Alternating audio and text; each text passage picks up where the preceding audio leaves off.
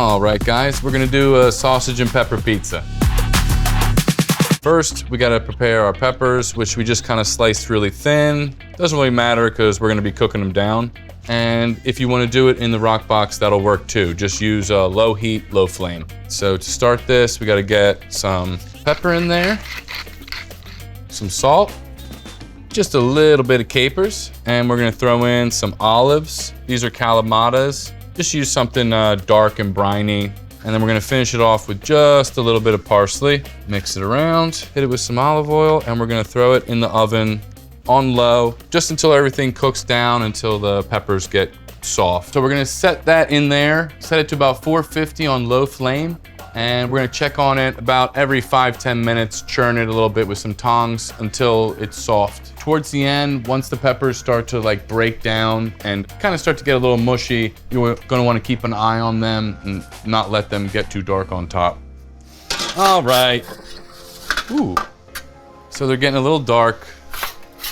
See, they're getting just a little crispiness on top. That's all you want, because I mean, there is a tipping point. You don't want to get these too dark. We're kind of doing the low and slow version with these. So this dough is the same recipe as the cheese pizza video.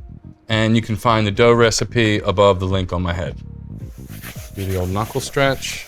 If you can't do that, you can just kind of pick it up with your hands and just slowly turn it while the bottom sits on the table, and you'll still get the same effect. So this is a 475 gram ball dough that we're gonna stretch out to about a 15-inch pizza. If you're doing it in the rock box, you're gonna wanna shoot for around 275. For beginners, maybe around 300 grams. We have it all stretched out.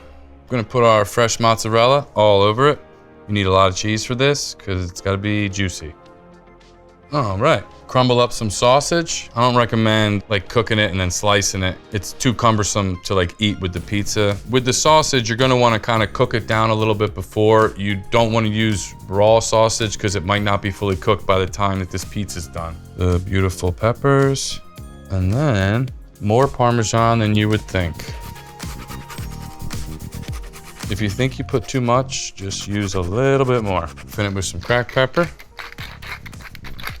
Little bit of olive oil, and that's it. I'm gonna sink it.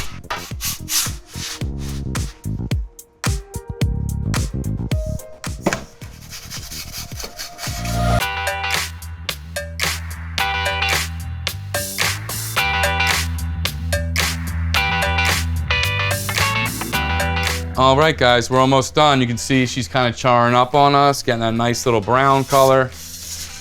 Yeah, that's what we're looking for, guys. Oh my God. Little bit more Parmesan, some olive oil, and you just throw this thing out because it's too good. This thing's like, oof. This passes the Dirty Mike test. Russ, can you come over here and give this a try? It's a sausage and peppers pizza. Amazing. Love it. Amazing flavor. And for the full recipe, go on Gozney.com.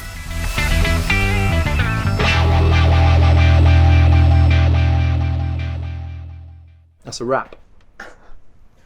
Pretty good or no? Yes. You just like hate it. And you're like, No, it is really nice. Towards the end, you're like, ah.